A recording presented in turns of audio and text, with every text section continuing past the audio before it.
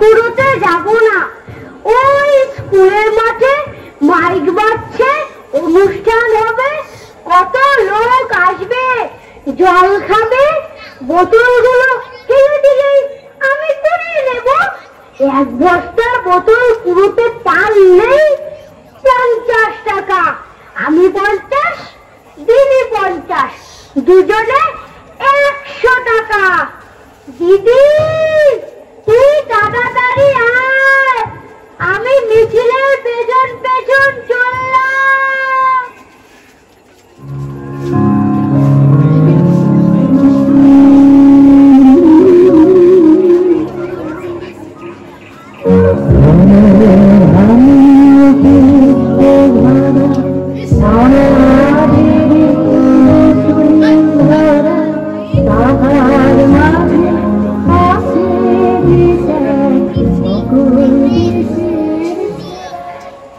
কোথায় রে দিদি ভাই? ও তুই এইখানে? তোর শরীর কেমন? ভালো। দেখো না দাদামণি, মা আমাকে স্কুলে যেতে দিচ্ছে না। এবার আমাদের স্কুলে খুব বড় অনুষ্ঠান হচ্ছে, সবাই যাচ্ছে, আমিও যাব। তোর শরীরটা আর একটু ঠিক হোক, আর 15ই আগস্ট তো বছর বছরই আসবে, যদিও এবার উদ্দীপনা একটু বেশি। আমি স্কুলে যাব দাদামণি। মা যা বলেন সেটা ভালোর জন্যই বলেন। মায়ের কথা ফেলতে নেই, বাবা মার কথা শুনতে হয়। শোন শোন শোন, আজ তোকে একটা গল্প শোনাবো। কিসের গল্প দাদামণি?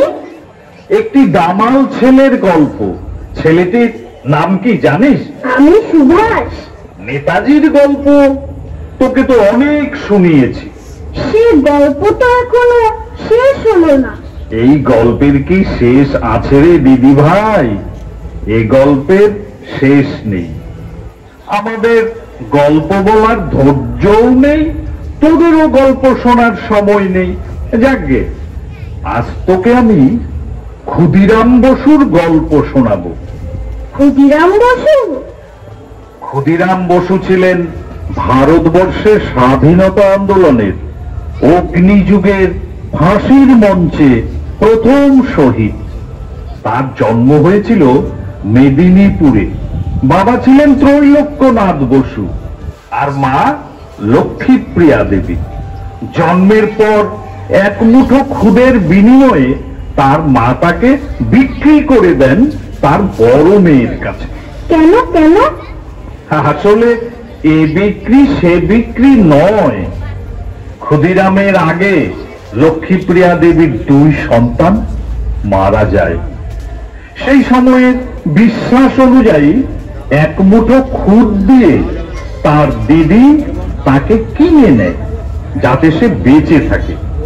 তাই তার নাম হয় ক্ষুদিরাম। ও, ছেলেবেলায় ক্ষুদিরামের মা মারা যান। দিদির কাছেই ক্ষুদিরাম মানুষ হয়।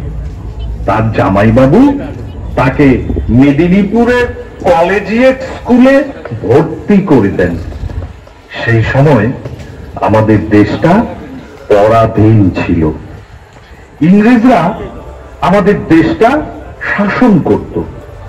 ভারত শাসনের নামে ইংরেজরা চালাতে থাকে লুণ্ঠন, অকথ্য অত্যাচার।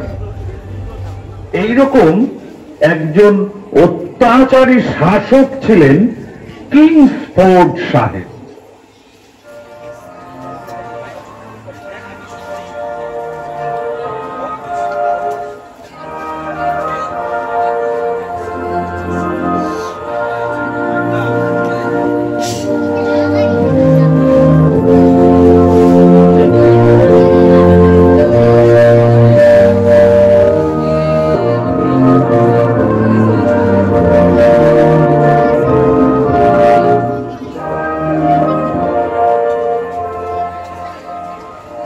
আমার নাম কিংসফোর্ড আছে। কুইন ভিক্টোরিয়ার শাসনের বিরোধিতা আমি মানবে না। আমি সব ব্ল্যাক 30 ইন্ডিয়ানদের ঠান্ডা করিতে, সব বিপ্লবীদের ধরে ধরে চাবুক মারিবে, আন্দামানে জেলে পাঠাবে। রামলাল, রামলাল। হ্যাঁ সাহেব। সব ব্ল্যাক ডার্টি ইন্ডিয়ান আসামিদের হাজির করো। আচ্ছা সাহেব।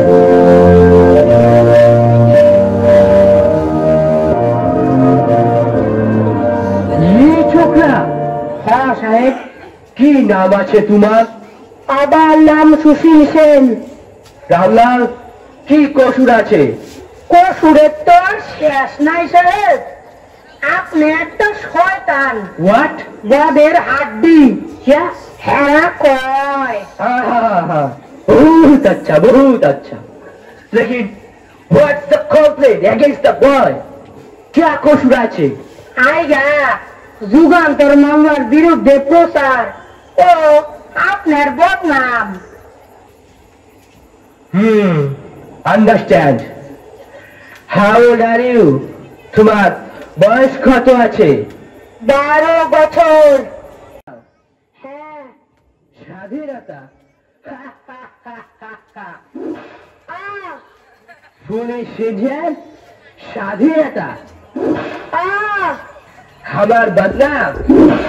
বন্দে মাতরম। इतना थे? বন্দে মাতরম। रामलाल, ले जाओ ये छोकरा को, दूसरा को ले आओ। আচ্ছা। মুন্ডা কয় গলাটা টিপ্পা। क्या? ये छोड़का। ले जाओ। চল চল।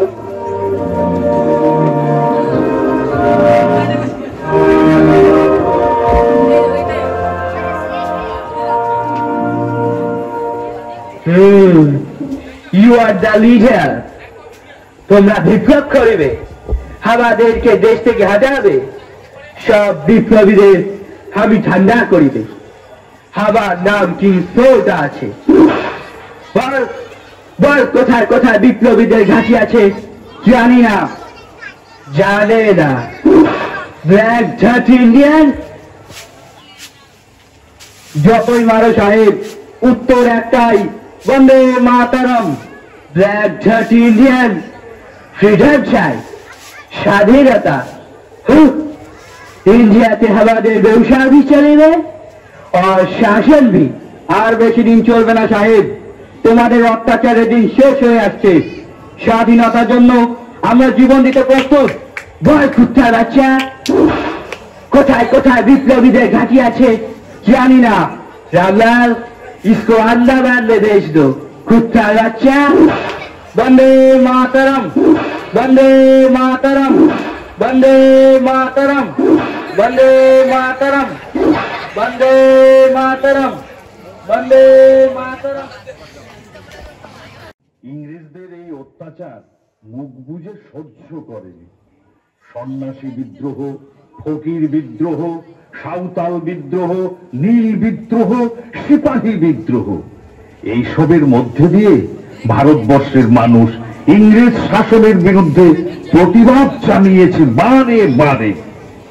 ক্ষুদিরাম বসু স্কুলে পড়ার সময় থেকেই স্বাধীনতা আন্দোলনে যোগ দেয়। একদিকে অহিংস অসহযোগ, অন্যদিকে সশস্ত্র আন্দোলনে ভারতবর্ষ তখন উত্তাল। বিপ্লবী গুপ্ত সমিতিগুলি সিদ্ধান্ত নেয়, যে করেই হোক এই অত্যাচারী কিংসফোর্ডকে হত্যা করতেই হবে। আর এই কাজের দায়িত্ব দেওয়া হয় ক্ষুদিরাম বসু আর প্রফুল্ল চাকির ওপর। আর ক্ষুদিরামের পড়াশোনা? স্কুলে পড়তে পড়তে ক্ষুদিরাম অনুশীলন সমিতির সাথে যোগ দেয়। চলতে থাকে শরীর চর্চা, ব্যায়াম, লাঠি খেলা।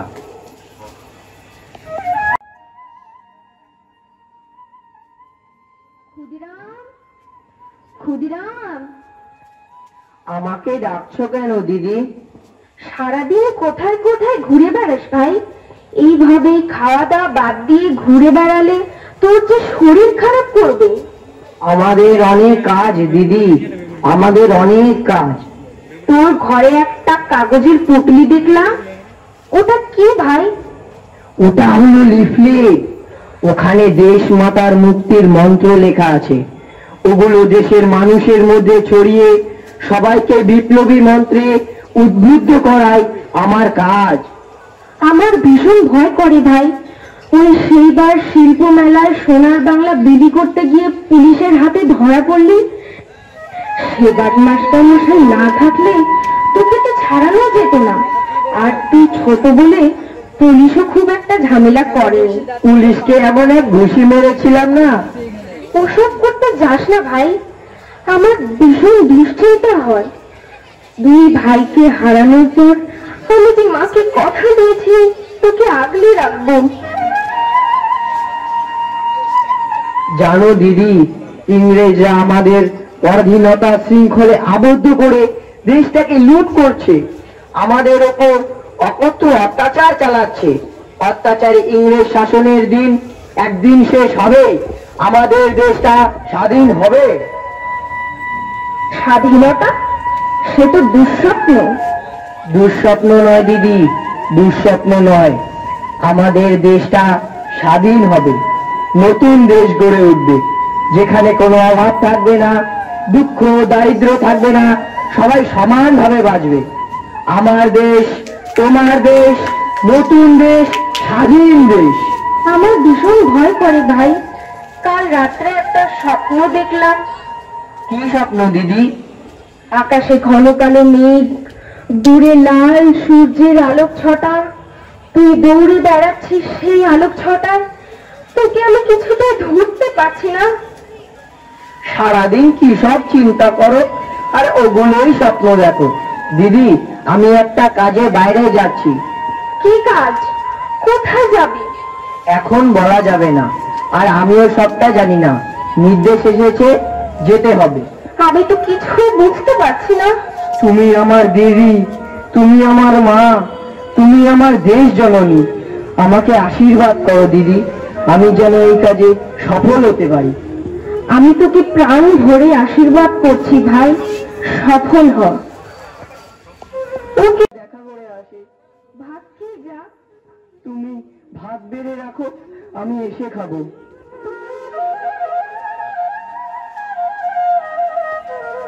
ঠিকই, বিপ্লবীদের কার্যকলাপ বুঝতে পেরে ইংরেজরা কিংসফোর্টকে মজফ্ফরপুরে বদলি করে দিয়েছে।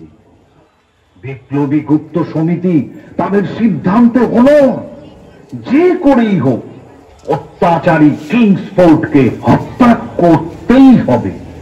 স্বাধীনতার অগ্নিমন্ত্রে উদ্বুদ্ধ হয়ে ক্ষুদিরাম, প্রফুল্ল চাকি অত্যাচারী কিংসফোর্টকে হত্যা করবার জন্য যাত্রা করে মজফ্ফরপুরের উদ্দেশ্যে।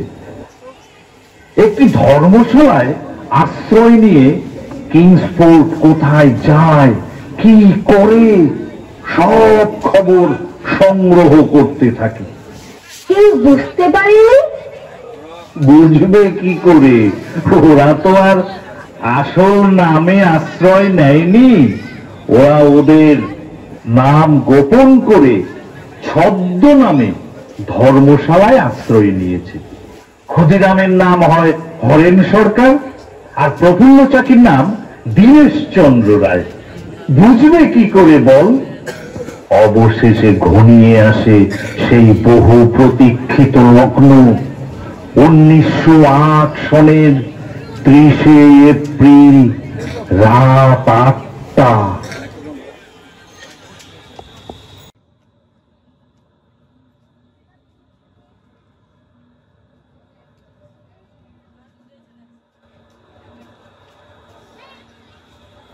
নকশা অনুযায়ী সবকিছু ঠিক আছে? সবকিছু ঠিক আছে। এই রেল স্টেশন, এই কিংসফোর্টের বাড়ি, আর এই যে ক্লাব, আমরা ক্লাবের খুব কাছাকাছি এসে গেছি। আর একটু পরেই সাহেব এখানে তাস খেলতে আসবে। 8টা বেজে গেছে, বোমাটা সাবধানে ধরিস। চল, ওই গাছটায় আড়ালে, ওখান থেকে বোমা ছুটতে সুবিধা হবে। ঠিক বলেছিস, যে করেই হোক অত্যাচারী কিংসফোর্টকে হত্যা করতেই হবে। রে, ভয় পাচ্ছিস? ভয় আমার চোখে দেশ মাতৃকার মুক্তির স্বপ্ন, বুকে জ্বলছে স্বাধীনতার আগুন, আর সেই আগুনে সব ভয় পুড়ে ছারখার হয়ে গেছে। বোমা ছুড়ে দুজনে দুদিকে পালিয়ে যাব, একসাথে তাকে পুলিশ সন্দেহ করতে পারে। চুপ চুপ, ঘোড়ার গাড়ি শব্দ মনে হচ্ছে কিংসফোর্টে ফিটন গাড়ি আসছে, তৈরি হয়ে নে।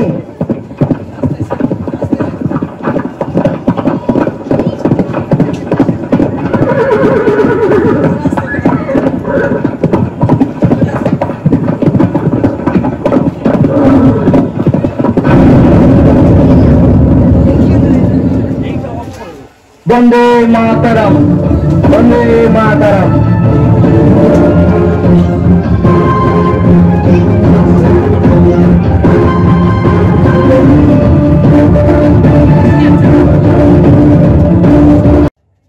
সেদিন গাড়িতে কিংসফোর্ড ছিলেন না। ক্ষুদিরাম বসু এবং প্রফুল্ল চাকির বোমার আঘাতে মারা যান মিসেস কেনেডি ও তার কন্যা। বিপ্লবী আক্রমণের এই খবর চারদিকে দাবানলের মতো ছড়িয়ে পড়ে। ক্ষুদিরাম সারা রাতে প্রায় 25 মাইল পথ দৌড়ে অতিক্রম করে ওয়াইনি রেল স্টেশনে এসে উপস্থিত হয়। ইংরেজ সরকার বিপ্লবীদের ধরার জন্য রেল স্টেশনগুলিতে কড়া পুলিশি পাহারার ব্যবস্থা করে।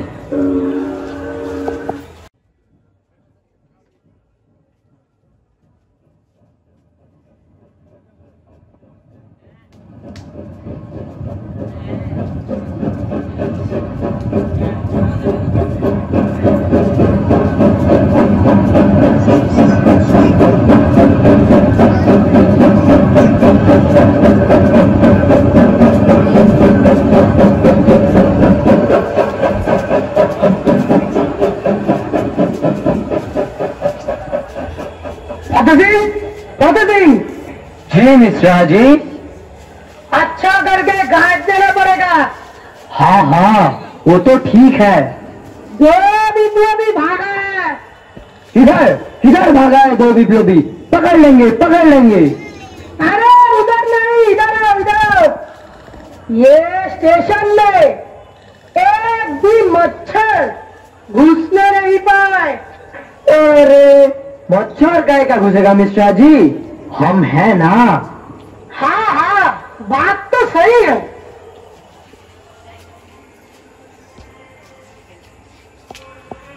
पकड़ लिया पकड़ लिया। क्या पकड़ लिया? मच्छर। अरे बुड़बक का है का। मिश्रा जी वो देखो, প্রচন্ড পিপাসা পেয়েছে। ওই তো একটা চায়ের দোকান, একটু জল দাদা, একটু পানি মিলেगा? रुक रुक रुक, तू कौन? किधर से आया? একটু জল খাবো। कुछ कुछ मालूम होता है। मिश्रा जी वही तो नहीं? छोकरा इधर आओ। सुबह सुबह तुम्हारे पैदल में इतना धूल क्यों? मिश्रा जी पकड़ने पिस्तौल है। पकड़ो पकड़ो। पकड़ लिया पकड़ लिया। पकड़ लिया मिश्रा जी। चलो चलो पुलिस स्टेशन ले चलो। चलो चलो पुलिस स्टेशन, चलो पुलिस स्टेशन, चलो पुलिस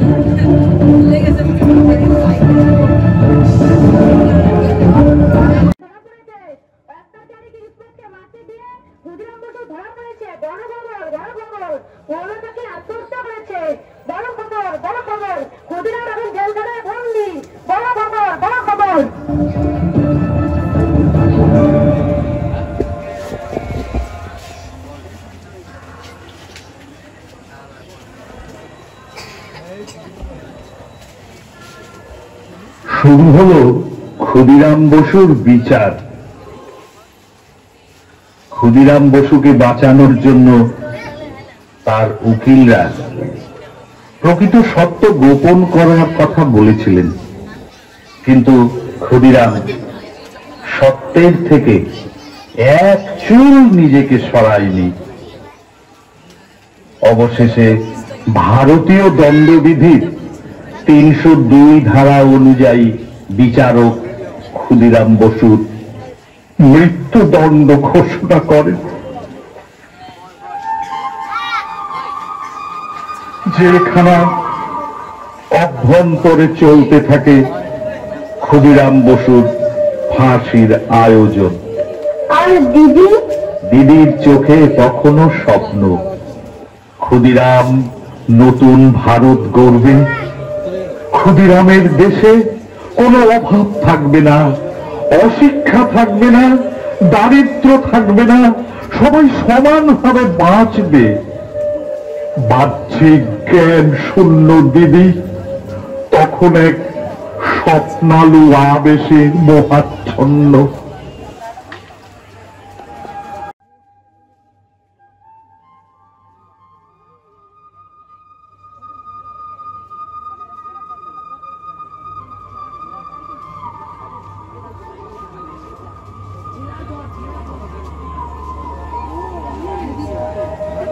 ক্ষুদিরাম, ক্ষুদিরাম, আমাদের ক্ষুদিরাম দেশ গড়বে, সোনার ভারত গড়বে।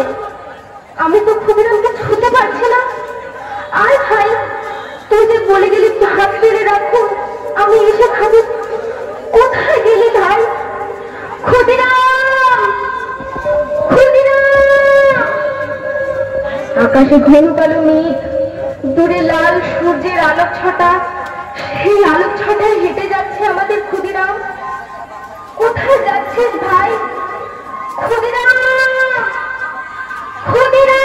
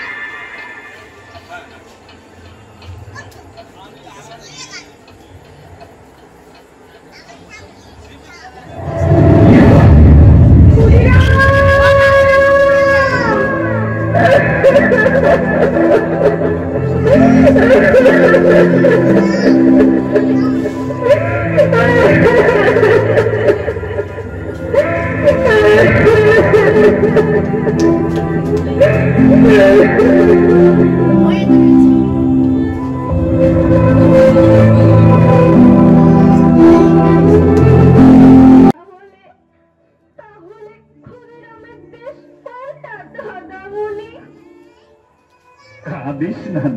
ভাই, ক্ষুদিরামের দেশে পৌঁছাতে আমাদের আরো পথ হাঁটতে হবে। তোরাই তো নিয়ে যাবি আমাদের ক্ষুদিরামের দেশে।